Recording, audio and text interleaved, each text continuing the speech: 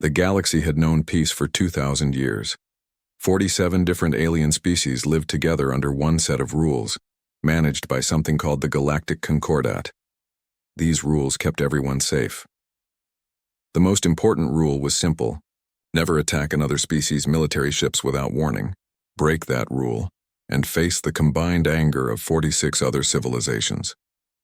Commander Thexila sat in her office on Concordat Station, reviewing reports as she did every morning. She was Vryn, a species known for their careful thinking and excellent memory. Her skin was pale blue and her 4 eyes could read multiple screens at once. For 15 years, she had worked as a military analyst, studying how different species fought wars. It was usually boring work. Most species followed the same patterns, used the same tactics. Except the humans. Thexila pulled up her file on humanity. They had joined the Concordat 73 years ago, still newcomers by galactic standards. Some species had been traveling between stars for 10,000 years. Humans barely had 100 years of faster-than-light travel under their belts.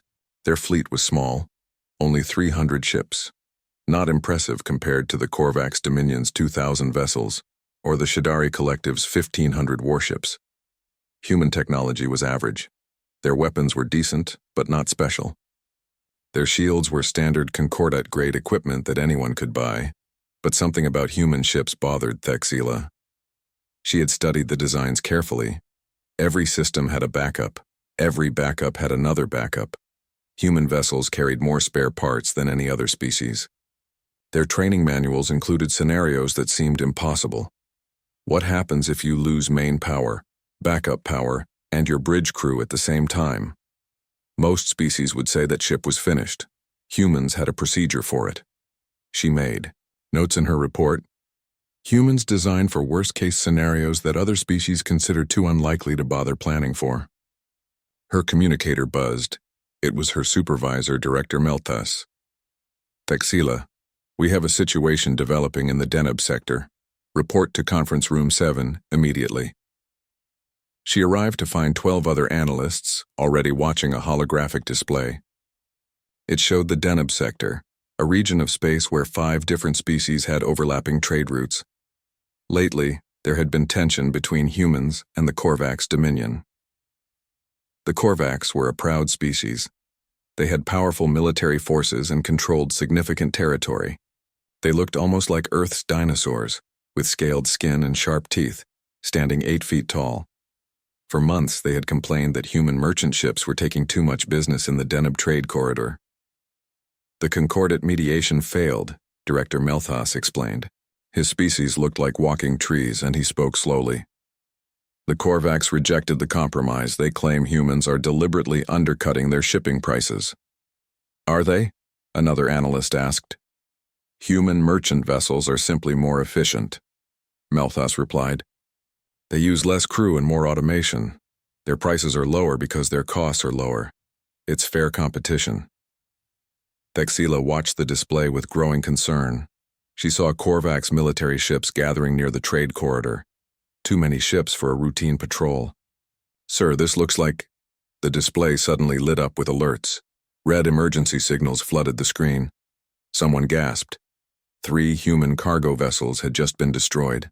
Their escort ships, 2 frigates, tried to fight back but were overwhelmed. Within minutes, all 5 human vessels were gone. Dead. 847 people had been aboard those ships. The room fell silent. Everyone understood what they were seeing. This was a violation of the non-aggression mandate. The most sacred rule in the Concordat had just been broken. By the stars, Melthas whispered. What have they done? Thexila pulled up the tactical data. The attack had been coordinated. 12 Korvax warships had ambushed the human convoy without warning, without declaration of hostilities, without even a demand to surrender first. They had just opened fire. Worse, the Korvax weren't even hiding what they had done. Admiral Jathok, the Korvax officer who ordered the attack, was broadcasting a message across all Concordat channels. His image appeared on the display. He was a massive Korvax covered in dark red scales with rows of sharp teeth visible when he spoke. Let this be a lesson. Admiral Jathok declared. The Korvax Dominion will not be displaced by upstart newcomers. Humans must learn their place in the galactic order. We have shown them the consequences of their economic aggression. Thexila felt sick. This wasn't just a violation of rules. This was murder. Those cargo ships had been carrying civilians, families. The escort frigates were military, but they never had a chance against 12 warships. The Concordat Council called an emergency session within the hour. Representatives from all 47 species gathered in the Great Assembly Hall. Thexila watched from the observation booth as the session quickly dissolved into chaos. The human ambassador stood to speak. She was a small woman with gray hair, but her voice was steady and cold. The Korvax Dominion has murdered 847 human citizens without provocation or declaration. We demand immediate sanctions, the arrest of Admiral Jathok and his officers, and reparations of 5 trillion credits. The Korvax. Representative, a dignified older male named Korvath, remained calm. We regret the loss of life, but our actions were justified. Human economic aggression left us no choice. We demand the Concordat recognize our right to defend our economic interests. Several species actually agreed with the Korvax. The Jakara. Representative called it an unfortunate but understandable response to human overreach. The Pelian ambassador suggested both sides shared blame. Thexila couldn't believe what she was hearing. The non-aggression mandate existed for exactly this reason. Once species started making excuses for breaking it, the entire peace would collapse. The human ambassador listened to 2 hours of debate. Different species argued about who was really at fault. Some called for sanctions against the Korvax. Others suggested sanctioning humanity for economic disruption. Still others wanted to form committees to study the issue. Finally, the human ambassador stood again. The chamber fell quiet. "We came to the Galactic Concordat believing in your laws," she said. Her voice was soft, but somehow it carried to every corner of the massive hall. "We believed the non-aggression mandate meant something. We believed that civilized species didn't murder each other's civilians over trade disputes." She paused, letting her words sink in. "We were wrong. The Concordat is not civilization. It's just a club where the powerful do as they please, and the weak hope for mercy. We have no interest in being weak." She gathered her documents. "Earth is withdrawing from all Concordat proceedings. We are recalling our ambassadors and our observers. The Korvax Dominion has 3 standard cycles to surrender the officers responsible for this attack and pay the families of the dead. 3 days. After that, we will take what we are owed." With that, the human ambassador walked out. The chamber erupted into confused shouting. Thexila felt a chill run through her body. She had studied human history as part of her analysis. She knew what humans did when diplomacy failed. Their history was full of wars.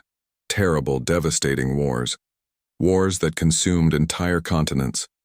Wars where millions died. She pulled up her report on human military doctrine and began reading again. This time, certain phrases jumped out at her. Total war. Scorched earth. Mutually assured destruction. These weren't just military terms. They were concepts. Ways of thinking about conflict that didn't exist in galactic warfare. When Concordat species fought, they had rules. Limits. You didn't target civilians. You didn't destroy colonies. You didn't fight to annihilation. Humans had different rules. Or rather, Thexila realized with growing horror, humans understood that in real war, there were no rules at all. She needed to warn someone. The Korvax thought they were dealing with a weak species that would back down or accept symbolic punishment from the Concordat. They didn't understand what they had awakened. Thexila opened a priority communication to Director Melthas. "Sir, I need to brief the Council immediately. They don't understand what humanity is capable of." "The Council isn't interested in your theories right now, Thexila," came the reply. "The Korvax have 2,000 warships. Humanity has 300. The mathematics are clear. Either humans will back down or they'll lose quickly." "Sir, you don't understand." "That's enough, Commander. Monitor the situation and file regular reports." Melthas out. The communication ended. Thexila sat alone in her office, watching the display screens. Human ships were already moving. Reservists were being called up. Industrial stations around Earth were shifting production. The 3-day deadline began counting down. The galaxy was about to learn a lesson. Thexila just hoped it wouldn't be too expensive. The news of the attack spread through human space like wildfire. On Earth, crowds gathered in silence outside government buildings. On Mars Colony, workers stopped their shifts to watch the memorial broadcasts. On the orbital stations, crew members stood at attention as the names of the dead were read aloud. 847 names. It took 3 hours to read them all. Thexila watched the human response from Concordat Station. She had expected anger, riots, demands for immediate revenge. Instead, she saw something that disturbed her much more. Calm, purpose, silent determination. The human military didn't rush. They followed their procedures exactly. Reserve forces reported to their bases. Factory stations received new production orders and began retooling. Supply chains were reorganized. Everything moved like a machine switching on, smooth and efficient. She received permission to visit Earth to observe their mobilization. The Concordat Council wanted regular reports on human military movements. They still didn't seem worried. Most species were betting that humans would make threats but eventually accept some kind of negotiated settlement. Thexila landed at the military base in Colorado, North America. A young human officer named Lieutenant Chen met her at the landing pad. "Commander Thexila, welcome to Earth. I'll be your liaison during your visit." Lieutenant Chen was professional and courteous. She showed no sign of anger or stress. Thexila found this more disturbing than if the human had been emotional. "Lieutenant, I'm sorry for your losses," Thexila said carefully. "Thank you, Commander." Lieutenant Chen's face remained neutral. "If you'll follow me, Admiral Kowalski is ready to meet with you." The military base was busy but orderly. Soldiers moved with purpose. Equipment was being loaded onto transport vehicles. But nobody was running. Nobody was shouting. It reminded Thexila of watching a surgeon prepare for a difficult operation. Serious work that required concentration. Admiral Kowalski was a gray-haired human woman with steady eyes. Her office walls were covered with star charts and tactical displays. "Commander Thexila, thank you for coming. I understand you're here to observe our military preparations." "Yes, Admiral. The Concordat Council wants to understand your intentions." Admiral Kowalski nodded slowly. "Our intentions are simple. We're going to war." Thexila shifted uncomfortably. "Admiral, with respect, the Korvax Dominion has 2,000 warships. You have 300. Perhaps if you waited for the Concordat to impose sanctions." "The Concordat has had 3 days to impose sanctions," Admiral Kowalski interrupted. "Instead, they're debating who's really at fault. Meanwhile, Admiral Jothok is giving speeches about teaching us our place." She leaned forward. "Commander, let me be clear. We didn't want this. We came to the galaxy hoping things were different out here, hoping that intelligent species had moved beyond solving disputes with violence." "We have," Thexila protested. "The Concordat has maintained peace for 2,000 years. You've maintained the appearance of peace," Admiral Kowalski corrected, "because nobody has seriously challenged the powerful species. The Korvax broke your most important rule, and half the council thinks they were justified. That's not peace. That's just the strong bullying the weak while everyone else looks away." Thexila had no response to that. "We built our fleet hoping we'd never need to use it properly," the Admiral continued. "We hoped the galaxy was civilized. Now we know it's not. So we're going to teach everyone a lesson that should have been taught a long time ago. Attack our people and the cost will be more than you can afford to pay." Over the next 2 days, Thexila interviewed dozens of human military personnel, pilots, engineers, tacticians, Marines. She asked them all the same questions. Weren't they afraid? Did they understand the odds they were facing? Their answers were remarkably similar. A fighter pilot told her, "I have a job to do." "Fear doesn't change that." A Marine sergeant said, "Those were our people the Korvax killed. What else matters?" But it was a conversation with a civilian that truly shook Thexila. She met an elderly man named Mr. Harrison outside the base. He was there to say goodbye to his grandson, who was shipping out with the fleet. "Aren't you afraid for him?" Thexila asked. Mr. Harrison looked at her with sad eyes. "Of course I'm afraid. But fear doesn't matter. What matters is that those Korvax bastards need to learn that you don't kill humans and walk away, even if it costs more human lives." Especially then, Mr. Harrison replied, because if we let this go, if we accept some weak apology and worthless credits, then every species in the galaxy will know they can kill us whenever it's convenient. My grandson might survive this war and die in the next one because we didn't make the cost high enough this time. Thexila realized she was seeing something fundamental about humanity. They understood that short-term peace through surrender created long-term danger. Better to fight one terrible war and establish consequences than to face endless smaller attacks. She spent her evenings in her quarters, reading human history files. The more she read, the more disturbed she became. Humans had been fighting wars for their entire existence. Not occasional conflicts like other species, but constant warfare. Tribe against tribe, kingdom against kingdom, nation against nation. Their history textbooks had more chapters about wars than about peace, but it was the scale of human warfare that terrified her. The world wars of their 20th century had killed tens of millions of people. The weapons they developed had grown progressively more devastating. By the end, they had created bombs that could destroy entire cities in seconds, and they had used them. Twice. Then something even more disturbing. After creating weapons that could end their entire civilization, humans hadn't stopped fighting. They had developed something called mutually assured destruction. The idea that if war went nuclear, everyone would die so nobody would start one. It had worked. Barely. For decades, humans had lived under the threat of extinction while fighting smaller wars all around their planet. Thexila read military doctrine manuals. One section made her stop breathing. Post-nuclear recovery procedures. It was a detailed plan for rebuilding civilization after a full-scale nuclear war destroyed most of human society. They had actually planned for how to restart farming, manufacturing, and government after 90% of their population was dead. Who does that? What species thinks about how to recover from their own extinction? Humans did, because their history had taught them that survival required planning for the absolute worst-case scenario. On the morning of the third day, Thexila met with Admiral Kowalski one final time. Admiral, I've prepared a report for the Concordat Council. I'm going to recommend they force the Korvax to accept your terms immediately. Will they listen? Probably not, Thexila admitted. Most species think you're bluffing. They think you'll back down when you see the odds. Admiral Kowalski smiled sadly. Then they don't understand us at all. Humans don't bluff about war. We're very serious about it. We've had thousands of years of practice. That's what scares me, Thexila said quietly. The Admiral stood and walked to her window, looking out at the military base. Hundreds of soldiers were boarding transport ships. I'm scared too, Commander. Every person you interviewed these past 3 days is terrified. But we learned something important in our history. Being scared is acceptable. Backing down when your people need you is not. The 3-day deadline expired at 1400 hours Earth Standard Time.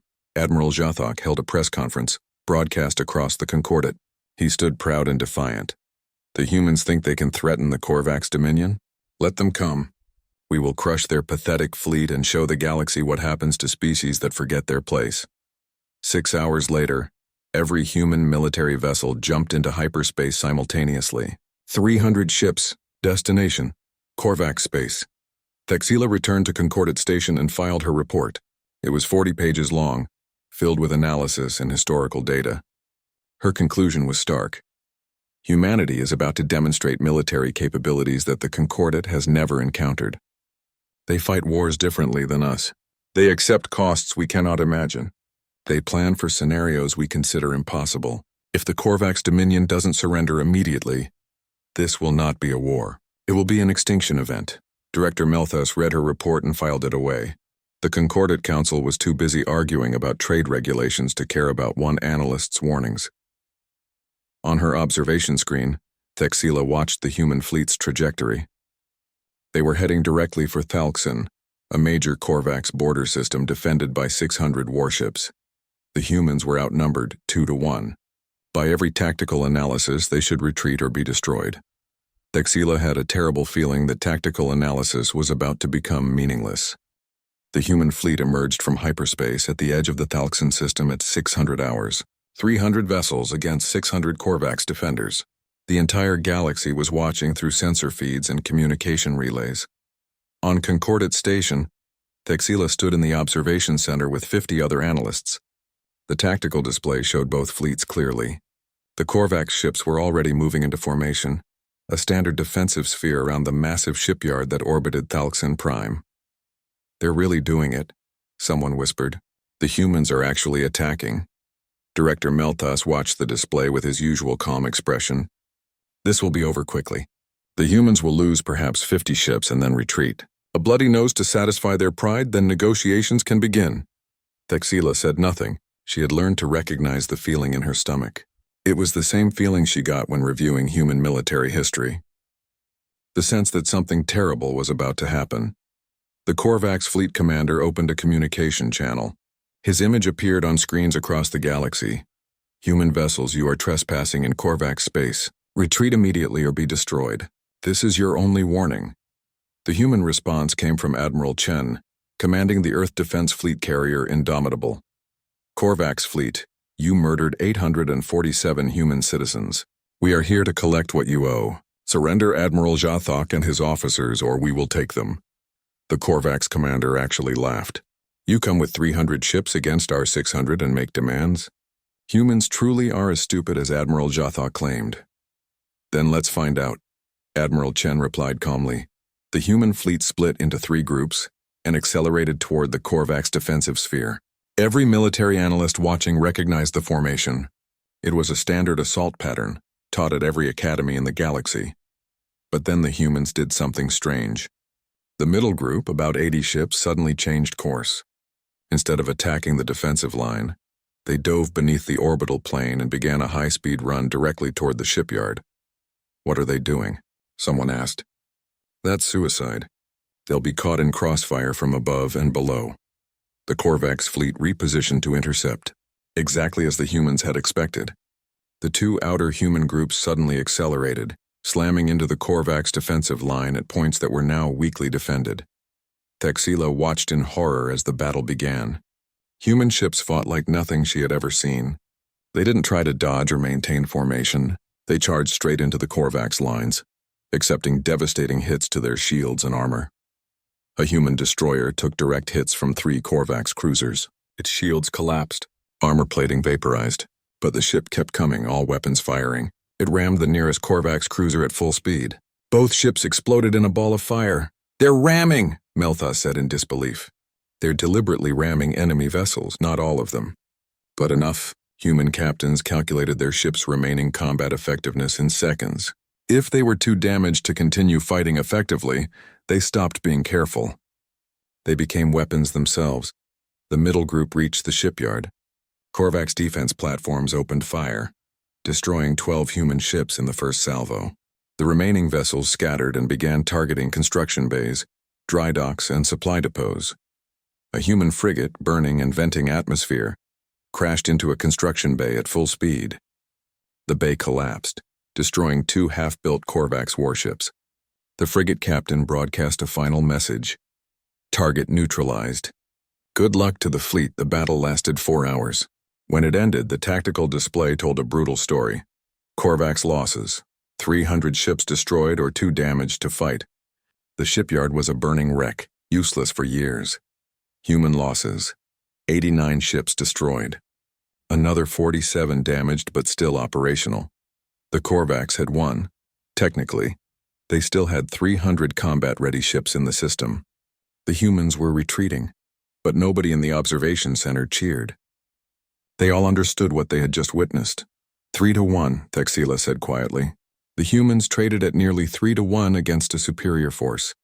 And they destroyed the shipyard, another analyst added. That facility produced 40 ships per year. The Korvax just lost a decade of production capacity. Director Melthas looked troubled. "This isn't how wars are fought. You don't trade your forces at those rates. You can't sustain those losses." "Humans can," Thexila replied, "because they're not trying to win battles. They're trying to make the war so expensive that the Korvax can't afford to continue it." The Korvax were celebrating their victory. Admiral Jathok gave another speech about crushing the human invaders. But Thexila noticed that his voice lacked the confidence from before. The surviving human fleet didn't return to Earth.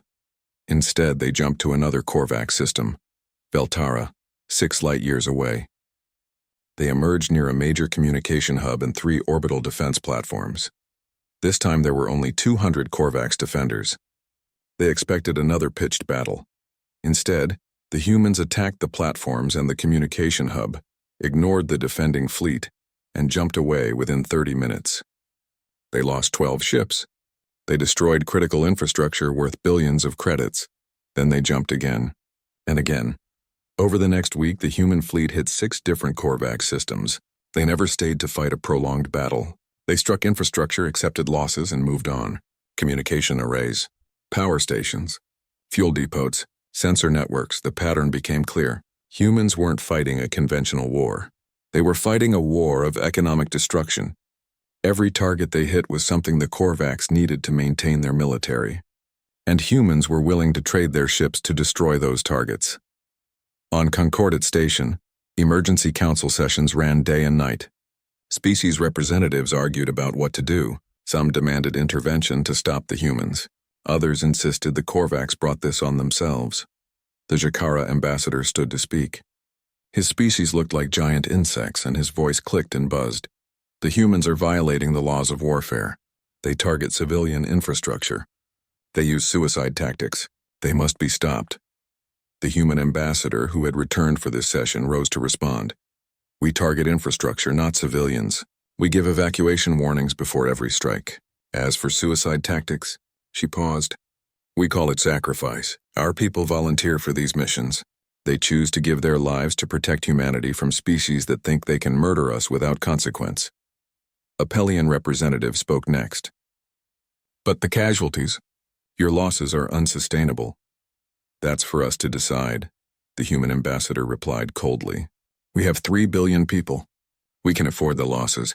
Can the Korvax afford to lose their entire industrial base? The chamber fell silent. Texila accessed the latest casualty reports. The numbers were staggering.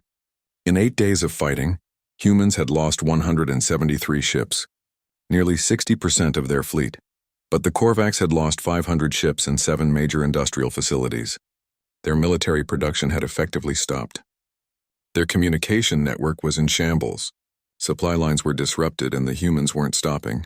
The remaining 127 human ships were regrouping for another attack. Director Melthas called Thexila to his office.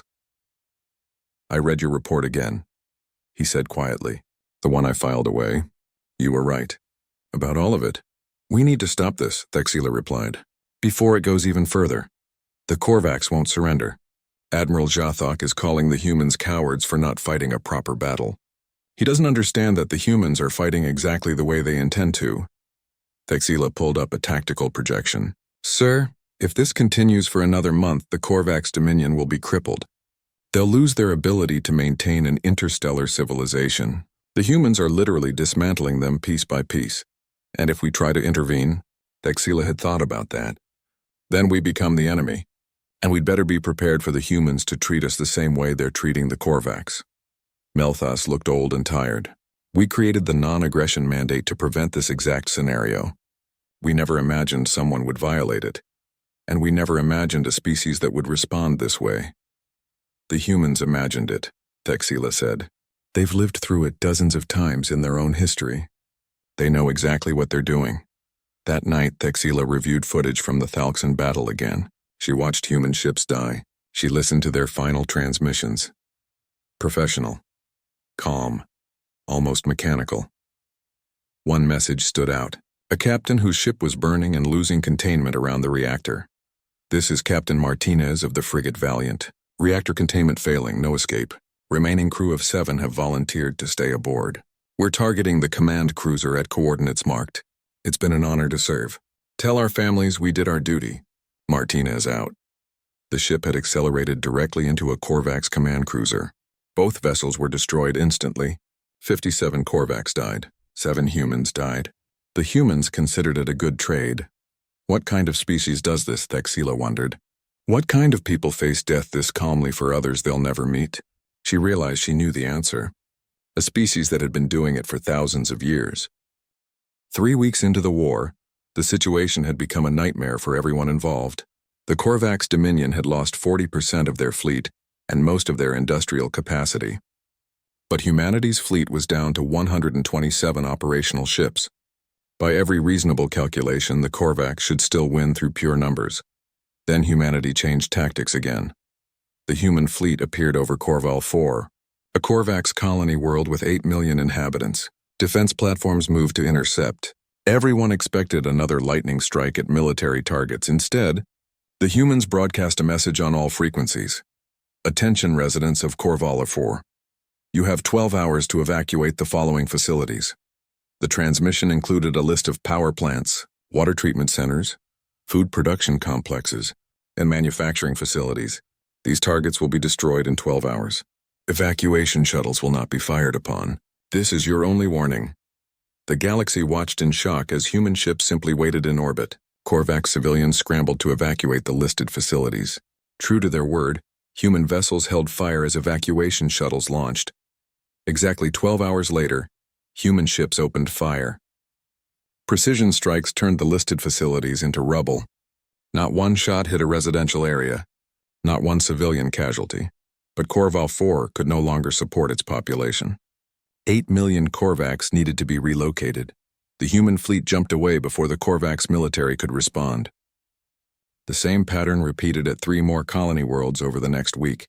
The Galactic Concordat exploded into crisis. Emergency sessions ran continuously. Species representatives shouted at each other. Some called for military intervention against humanity. Others argued the Korvax deserved what they were getting. The human ambassador appeared via HoloLink. She looked tired but determined. The Concordat chairman, a Vryn elder named Thexvoran, spoke first. Ambassador, your actions constitute war crimes under Concordat law. You are deliberately targeting civilian infrastructure. We are targeting the economic capability of the Korvax Dominion to wage war, she replied. We are not targeting civilians. We give them time to evacuate. We verify evacuation is complete before firing. 0 civilian casualties. But you're making their worlds uninhabitable. Temporarily, the ambassador corrected. Those facilities can be rebuilt. The people we evacuated are alive. Compare that to the 847 humans the Korvax murdered without warning. No evacuation, no mercy, just death. A Korvax representative stood shaking with rage. You are barbaric. Uncivilized. You fight without honor. The human ambassador's expression hardened. Honor? You want to discuss honor? Your Admiral Jothok ambushed civilian cargo ships. He killed people who couldn't fight back. He bragged about it, and half this council made excuses for him. She leaned forward. We are not barbaric. We're just better at war than you are. Your entire civilization has forgotten what real war looks like, because the Concordat has protected you for 2,000 years. We're teaching you. Thexila watched from the observation booth. She had been watching humans carefully for weeks now. She understood something the council didn't. Humans weren't angry anymore. They were past anger. They had moved into something colder and more dangerous. Determination, purpose, the absolute certainty that they were right and would see this through to the end. The human ambassador continued. We will accept a ceasefire under these terms. The Korvax Dominion is expelled from the Concordat. Their military is reduced to system defense forces only. Every officer involved in the original attack is turned over for trial, and the families of our dead receive compensation. Unacceptable, the Korvax representative shouted. You cannot dictate terms to us. Then we continue, the ambassador replied simply. And understand this. If these terms are not accepted within 48 hours, we will render every Korvax colony world uninhabitable. Not by killing civilians. We'll evacuate them first. But we will ensure the Korvax Dominion cannot sustain an interstellar civilization. The chamber erupted into chaos. Species representatives shouted over each other. Some demanded the Korvax accept the terms. Others called the humans bluff.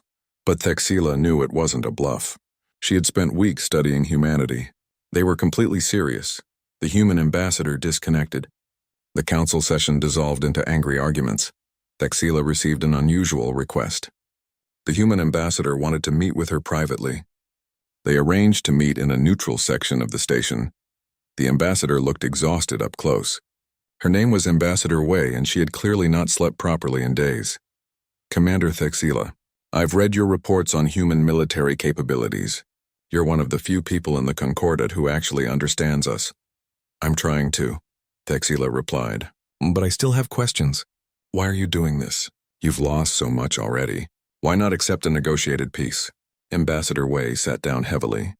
Because negotiated peace means nothing if there are no consequences for breaking it. The Korvax attacked us because they thought they could get away with it. The Concordat would make some angry statements, maybe some economic sanctions, and life would go on. Sanctions would have hurt them. Not enough, Wei replied firmly. If we accept that outcome, then in 10 years or 20 years, another species will attack our ships. Because the cost of aggression would be too low, we'd be establishing ourselves as acceptable victims. Thexila considered this. It made a brutal kind of sense. So you're willing to destroy yourselves to prove a point?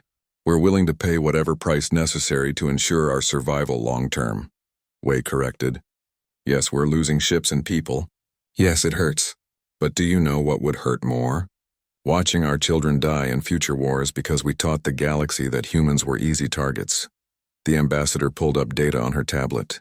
Commander, I need you to understand something about humanity. This isn't the first time we've faced extinction. On Earth we came close several times. Nuclear war. Environmental collapse, pandemics, we survived because we made hard choices. Because we accepted terrible costs to secure better futures. She showed Thexila footage from human history, wars, disasters, moments where humanity stood on the edge of destruction and somehow pulled back. Every species in the Concordat has been spacefaring for so long that you've forgotten what real survival pressure feels like. You have rules and protocols and civilized behavior. That's wonderful. We wanted that too. But when push comes to shove, when someone threatens our existence, we remember what we really are. What are you? Thexila asked quietly. Survivors, Wei replied. We're the species that refused to go extinct even when the odds said we should. We're the species that looked at nuclear annihilation and decided to build plans for how to restart civilization afterward. We're the species that practices fighting wars of extinction because our history taught us that extinction is always possible. Thexila felt cold. The Concordat is terrified of you. Good, Wei said without hesitation. Maybe terror will succeed where rules failed. Maybe species will think twice before attacking others if they're truly afraid of the consequences. After the meeting, Thexila returned to her office. She had been given access to Earth's military archives as part of her analysis role. She spent hours reading documents she had skipped before. One file was titled, Post-Apocalyptic Recovery Procedures. It was a manual for rebuilding human civilization after a full-scale nuclear war. It assumed 90% casualties. It included detailed instructions for establishing emergency governments, securing food and water, treating radiation sickness, and preserving knowledge. Another file was labeled Total War Doctrine. It explained the concept of warfare where no distinction existed between military and civilian resources. Everything became a legitimate target because everything supported the war effort. A third file made her stop breathing. Strategic Species Extinction Protocols. It was theoretical. It had never been used. But humans had actually thought about how to drive an enemy species to complete extinction if necessary. She realized something horrifying. Humanity wasn't fighting at full capacity. They weren't using their most terrible weapons. They weren't targeting civilians. They weren't using the worst tactics in their arsenal. They were showing restraint. This was humanity being measured and careful. What would happen if they stopped being careful? The 48-hour deadline approached. The Korvax Dominion fractured into factions. Some wanted to surrender. Others, including Admiral Jathok, refused to yield. Thexila watched as human ships positioned themselves over 3 major Korvax colony worlds. Evacuation warnings were broadcast. This time, 40 million Korvax needed to be relocated. The galaxy held its breath. Would the Korvax surrender, or would humanity actually follow through on their threat? Admiral Jathok made his decision. He gathered the remnants of the Korvax fleet, nearly 800 ships, and made a desperate play. If he could strike Earth itself, perhaps he could force the humans to negotiate. The Korvax fleet jumped toward the Sol system, toward humanity's homeworld. When Thexila saw the tactical display, she felt sick. The Korvax were going to attack Earth, and Earth had pulled most of its fleet away for offensive operations. The humans would be defending their homeworld with whatever forces they could muster in time. It wouldn't be enough. The Korvax fleet emerged from hyperspace at the edge of the Sol system. 800 warships against whatever Earth could gather to defend itself. Admiral Jothok stood on the bridge of his flagship, feeling confident for the first time in weeks. "Scan for human vessels," he ordered. "Sir?" Detecting 73 human warships in defensive positions around Earth. Multiple orbital defense platforms. Automated defense satellites. Jothok smiled, showing all his sharp teeth. 73 ships. "We have them outnumbered more than 10 to 1. Today we remind the humans of their place." On Concordat Station, Thexila watched the tactical display with horror. Earth had managed to recall only 73 vessels in time. The rest of the human fleet was scattered across Korvax space, too far away to return before the battle ended. Director Melthos stood beside her. "This is a disaster. Earth will fall." But Thexila wasn't so sure. She had learned something about humans over the past month. They were most dangerous when defending something they cared about. And nothing mattered more to humans than their homeworld. The Korvax fleet advanced into the system. They passed Mars, then the asteroid belt. Human defense satellites opened fire, destroying dozens of the automated platforms. But satellites couldn't stop 800 warships. The human fleet moved to intercept. 73 ships forming a defensive line between the Korvax and Earth. Admiral Chen commanded the defense from the carrier Indomitable. Her transmission was broadcast across all channels. "Korvax fleet, you are attacking our homeworld. Every human in the system is now authorized to use any means necessary to stop you. Turn back now or we will destroy you all." Admiral Jothok laughed. "With 73 ships? You cannot stop us, human. Today your world burns. Then we'll burn together," Admiral Chen replied calmly. The battle began. Human ships charged directly into the Korvax formation. No fancy tactics. No clever maneuvers. Just straight-ahead attacks with every weapon firing. Orbital defense platforms added their firepower, creating overlapping fields of fire. But the numbers were overwhelming. Korvax ships surrounded human vessels, hitting them from multiple angles. Within the first hour, 20 human ships were destroyed. On Earth, billions of people watched the battle happening above their world. In cities around the planet, people gathered in streets, in homes, in shelters. They watched their defenders die protecting them. Thexila watched the tactical display, tears streaming down her face. This was slaughter.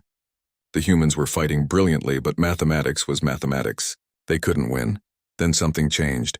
The human ships stopped trying to survive. Every captain made the same decision. If their ship was too damaged to fight effectively, they turned it into a weapon. Reactors were set to overload. Courses were plotted toward enemy vessels. Crews evacuated to escape pods when possible. When not possible, they stayed aboard. A human destroyer, burning and venting atmosphere, rammed an Korvax cruiser at full speed. Both ships exploded in a massive fireball. A frigate with a failing reactor deliberately flew into the center of a Korvax formation before detonating. 6 Korvax ships were caught in the blast. The carrier Indomitable took catastrophic damage from multiple Korvax battleships. Admiral Chen gave one final order. "All hands abandon ship. Set collision course for enemy flagship. It's been an honor serving with you all." The massive carrier, its hull torn open and trailing debris, accelerated toward Admiral Jothok's flagship. Point defense systems tried to stop it, but the carrier was too large, moving too fast. It crashed into the flagship's starboard side, and both vessels exploded in a blast that could be seen from Earth's surface. Admiral Jothok died, never understanding what he had awakened. The battle raged for 6 hours. The longest, bloodiest 6 hours in modern galactic history. The Korvax fleet pushed through the human defensive line, taking horrific casualties with every meter gained. Human ships sold themselves as expensively as possible. Orbital defense platforms fought until they were destroyed. Automated satellites rammed Korvax vessels when they ran out of ammunition. Even civilian ships from Mars and the asteroid colonies joined the fight. Their crews knowing they wouldn't survive but buying time for Earth's evacuation centers to fill. On Earth, the space elevators ran continuously, bringing people down to underground shelters. Nobody knew if the shelters would matter if the Korvax started orbital bombardment, but humans prepared anyway, always planning for the worst. In orbit, the last human warship still fighting was the destroyer Resolution. Her crew of 212 had been reduced to 17 survivors. Her weapons were offline. Her engines were failing. But she kept fighting, ramming smaller Korvax vessels using her remaining maneuvering thrusters to position for one last strike. Captain Rodriguez, the ship's commander, broadcast a final message. "This is Resolution.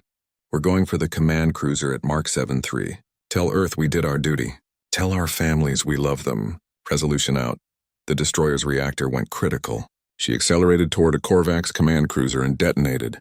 The explosion took out the cruiser and 2 nearby frigates. The Sol system fell silent. All 73 human defenders were gone. 58 destroyed completely. 15 damaged beyond recovery, their crews either dead or captured, but the Korvax fleet was shattered. Of the 800 ships that entered the system, only 237 remained combat effective. The rest were destroyed or so badly damaged they couldn't fight. The surviving Korvax commander looked at the tactical display in shock.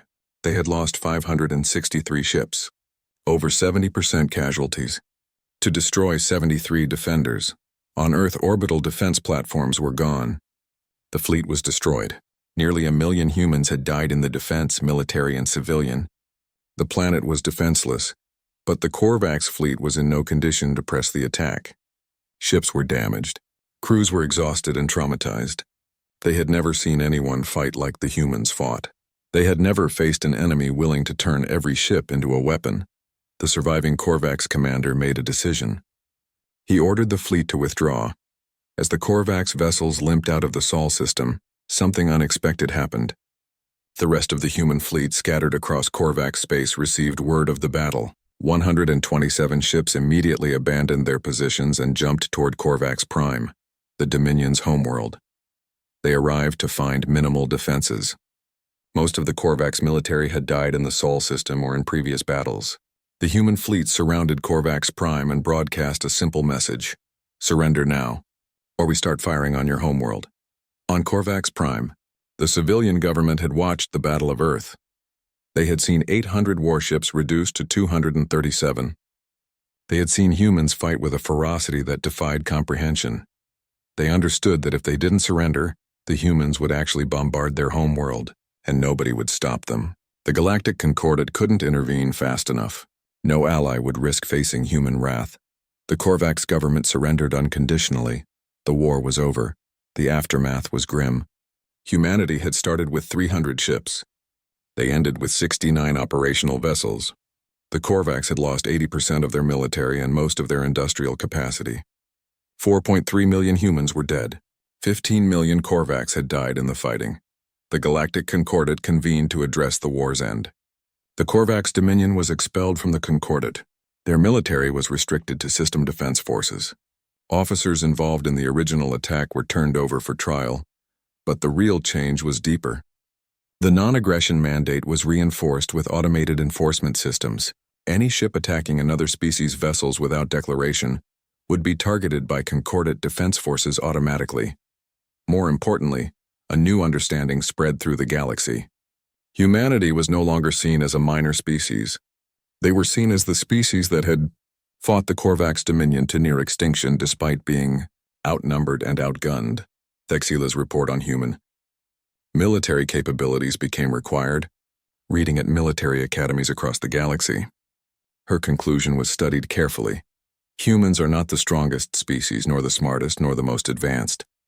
But they are the only species that has perfected war to the point where they can destroy civilizations more powerful than themselves, through sheer determination and willingness to accept costs we cannot imagine. They fight as though every battle might be their last, not because they're brave, but because their entire evolutionary history has taught them that survival requires it. 5 years later, Concordat Station hosted a memorial service for all who died in the war. Representatives from both humanity and what remained of the Korvax Dominion attended. Thexila watched as Ambassador Wei laid a wreath at the memorial wall. The ambassador looked older now, gray in her hair, lines on her face from years of stress. After the ceremony, Thexila approached her. "Ambassador Wei, may I ask you something?" "Of course, Commander. Do you regret it? Do humans regret how far the war went?" We was quiet for a long moment.